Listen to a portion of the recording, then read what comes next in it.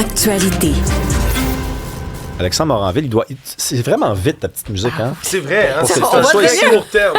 C'est pas mal une des C'est intros les pour plus vite, ouais. vite. C'est vrai, te mettre en alerte tout ça de me suite, force là. à arriver vite, Là, vite, bang, mais... puis il est fin prêt. Mais pour Salut! Bonjour à vous autres, mais pour les coulisses de nos auditeurs de Cube, en plus, je suis tout le temps comme en dehors du studio, juste à côté, même le matin, quand je fais les bulletins de nouvelles ou au retour avec Richard, puis dès que j'entends la petite musique, là, les 3-4 notes, je cours en studio, mon temps de réaction est rendu impeccable. C'est Voilà. vraiment pas pire. Bon, insolite-nous ça. Oui, ben je vais faire ça parce qu'en plus, j'en ai des nouvelles vraiment bizarres pour vous autres aujourd'hui. À commencer par une étude scientifique, hein, soyons un peu intello pour commencer. Une créature qui est étudiée depuis des années, OK, pour laquelle on a des fossiles, parce que ça n'existe plus aujourd'hui, le Springrina flandersi. Springrina flandersi, que je vais vous montrer immédiatement à l'écran. Regardez-moi ça, cette belle bestiole-là. C'est une espèce de, on dirait un ver qui se déplaçait dans la mer il y a de cela des millions et des millions d'années, 550 millions d'années pour être précis, à une époque où on avait les premières créatures multicellulaires sur Terre, puis je dis sur Terre, dans la mer à ce moment-là. C'est des créatures, bien sûr, qui ont évolué par la suite là, pour devenir ce qu'on connaît, développer des poumons, des pattes, grimper sur la Terre. Vous connaissez l'histoire. Et là, cette espèce de petit animal-là est un aussi des premiers qu'on peut déterminer qui a une tête et une queue. OK? Ce qui semble banal, je comprends, mais à une certaine époque, c'était comme tout était des espèces de bactéries, là, tu sais. Lui développe donc un avant, un arrière, et là, ce qu'on vient de découvrir, dans une étude extrêmement sérieuse, 4 universités ont travaillé là-dessus, l'université Harvard, d'État de la Floride, de Californie à Riverside, le musée de l'histoire naturelle des États-Unis, tout le monde s'est mis là-dessus pour publier une étude selon laquelle cette créature-là pourrait être la toute première à être gauchère ou droitière de l'histoire. OK? Je sais que ça semble bizarre, mais ils ont trouvé comme ça des fossiles qui penchent toujours soit vers la gauche, soit vers la droite. Puis comme c'est un fossile qui est vu de haut du corps et du squelette de ces créatures-là, mais ils se sont rendu compte qu'il y a des animaux qui avaient une préférence vers la gauche ou vers la droite. Là, on parle pas de droitier ou gaucher comme on le conçoit nous-mêmes les humains. Tu sais, t'es-tu mieux avec ta main droite ou avec ta main gauche? C'est plus que on a compris que des animaux avaient le concept de la latéralité. Ils comprenaient qu'il y avait une gauche, une droite, un haut, un bas, et donc pouvaient préférer une gauche et une droite. Je sais que ça n'a pas l'air de grand-chose, mais ça pourrait être la première preuve de être droitier ou gaucher il y a 550 millions d'années de ça. Le début de la politique, finalement. À gauche, à droite. C'était l'animal le plus politique. Oh, Rémi, ça y a Non, mais Encore, c'est parce que c'est juste, moi, je suis vraiment loin d'être un expert dans la matière, mais si la bébite se déplace et qu'elle s'arrête là, en cours de route puis qu'elle se fossilise, c'est pas juste ça qu'on est en train de regarder, une bébite qui se déplaçait. C'est pas forcément une bébite qui se déplaçait par la droite parce qu'elles sont... Non?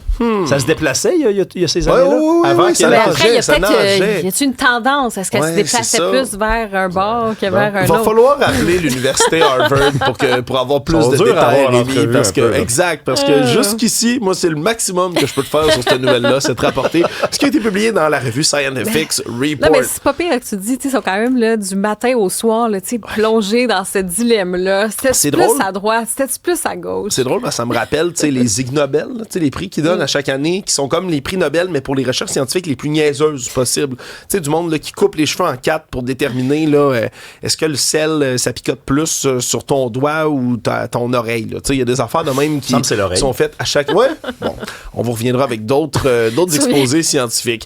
Je vais transitionner... Lâche pas, Alexandre.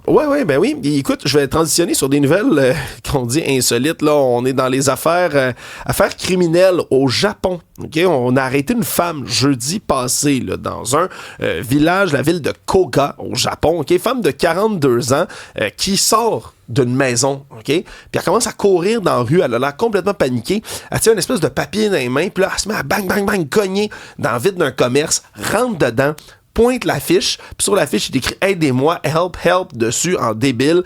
Et la femme est pas capable de parler parce qu'elle a la bouche cousue. Littéralement, sa bouche, ses lèvres sont cousues ensemble. Et là, on a arrêté sa colocataire, okay? Masae Sakurai, 49 ans, avec qui ils habitaient depuis son 3, ça a l'air, dans ce logement-là, depuis quelques mois déjà. Ils ont eu un différend.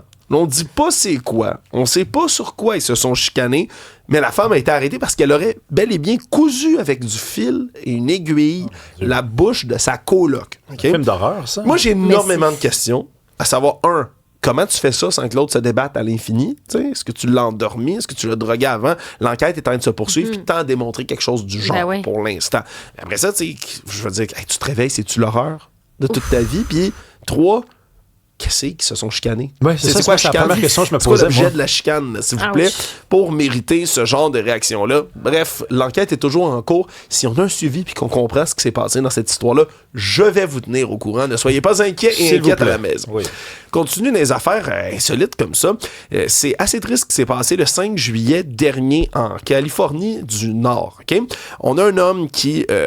on dit juste qu'il s'appelle Jason. On connaît pas son nom de famille. Ça n'a pas été mentionné par la famille, mais ça fait déjà quelques jours là, c'est que ça circule sur le web. C'est un homme qui aimait beaucoup avec sa femme, lui, c'est un de ses hobbies, parcourir les plages puis ramasser les débris. Particulièrement le lendemain du 4 juillet, les célébrations dans lesquelles les États-Unis vont lancer toutes sortes de feux d'artifice à grandeur. Mais lui, il trouve ça triste qu'il y ait des déchets partout ces plages. Puis comme, tu sais, quand tu lances des feux d'artifice vers l'eau, ben, ils vont tomber quand même, puis il y a plein de débris.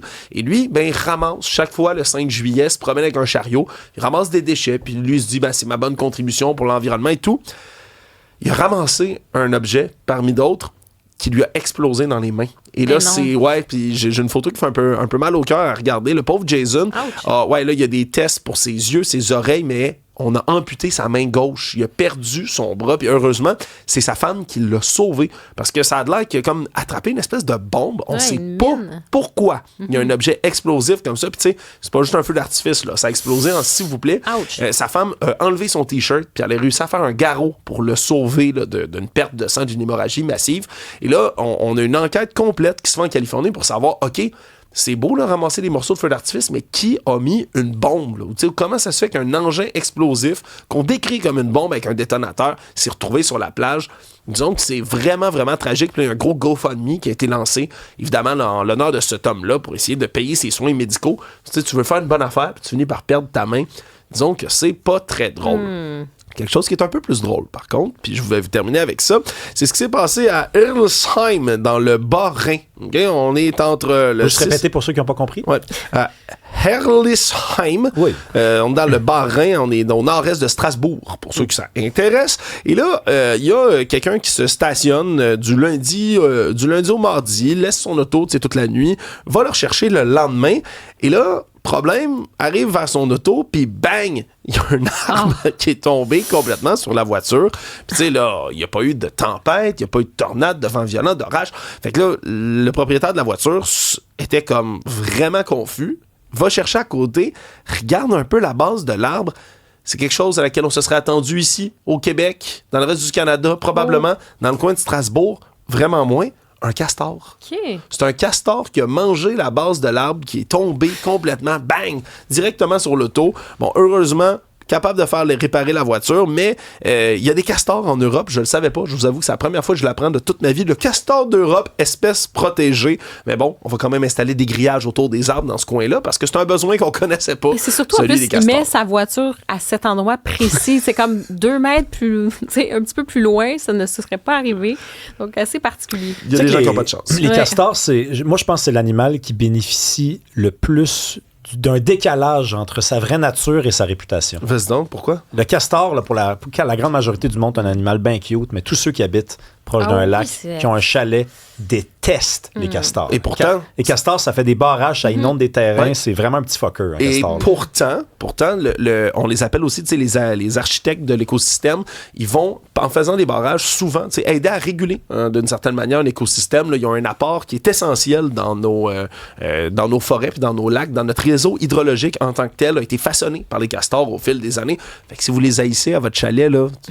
Pensez-y un petit 2 minutes, il y a peut-être une raison pour laquelle ce castor je vais te faire parler avec du monde qui ont des chalets. Ils ne seront pas très convaincus. Et qui ont des castors. Ça ferait une crime de bonne tribune téléphonique. Je le précise. Là. Merci, Alexandre. Salut.